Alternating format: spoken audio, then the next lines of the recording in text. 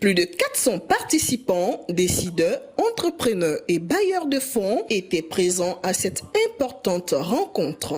Pendant 2 jours, les discussions ont été axées sur des thématiques aussi essentielles comme la sécurité alimentaire, le développement d'infrastructures durables et l'exploitation de l'économie verte comme levier contre le chômage des jeunes. Nous ne pouvons que saluer la nouvelle dynamique qui se met en place, qui se met en œuvre. Et nous réitérons notre engagement à y contribuer fortement. En particulier, en partageant notre expérience et surtout en mettant en avant l'influence forte de son Excellence, Monsieur le Président de la République togolaise. En effet, nous devons absolument capitaliser sur le rôle de médiateur qui lui est reconnu. Et au final, ce rôle doit être aussi un levier pour plus de stabilité et donc d'attraction des investisseurs dans nos pays. Dans le secteur de transport, nous avons le projet de construction d'une autoroute entre Abidjan et Lagos sur 1030 km. Et la même chose entre Dakar jusqu'à Abidjan sur près de 3500 km. Et nous avons aussi une liaison maritime entre Praia et Dakar. Et dans le domaine des télécommunications, nous avons le projet de câble sous-marin Télécom Amilcar Cabral, qui concerne des pays comme le Cap-Vert, la Gambie, la Guinée-Bissau, la Guinée, la Sierra Leone et le Libéria.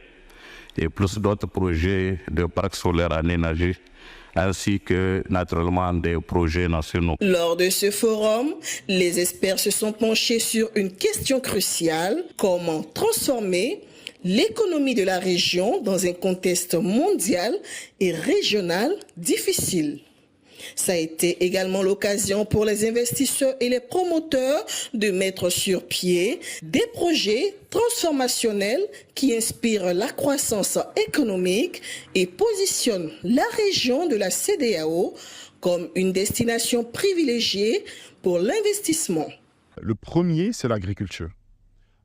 Il faut investir suffisamment dans l'agriculture pour pouvoir atteindre un niveau d'autosuffisance alimentaire et pouvoir même exporter. Le deuxième secteur, qui est celui qui concerne encore ce sujet qui nous réunit aujourd'hui, de façon générale, les infrastructures. Dans l'infrastructure, on met quoi? On met l'énergie, on met le transport, on met la logistique. On peut produire toute la matière première agricole qu'on veut, mais si on n'a pas de corridor routier pour pouvoir convoyer ce qu'on produit vers des zones d'achalandage et des zones marchandes, on aura encore une fois tous nos produits qui vont pourrir sur les routes.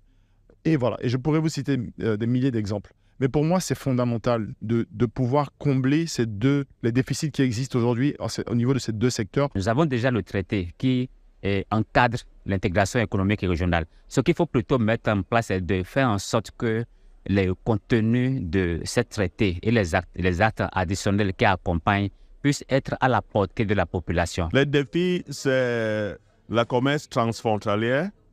Il faut franchement enlever les barrières qui limitent et qui ralentissent le commerce transfrontalier. Beaucoup de tarifs causent beaucoup de limitations au niveau des mouvements et flux de produits agricoles à travers les frontières. Donc, limiter, encourager, promouvoir ce commerce transfrontalier en développant les chaînes de valeur régionales.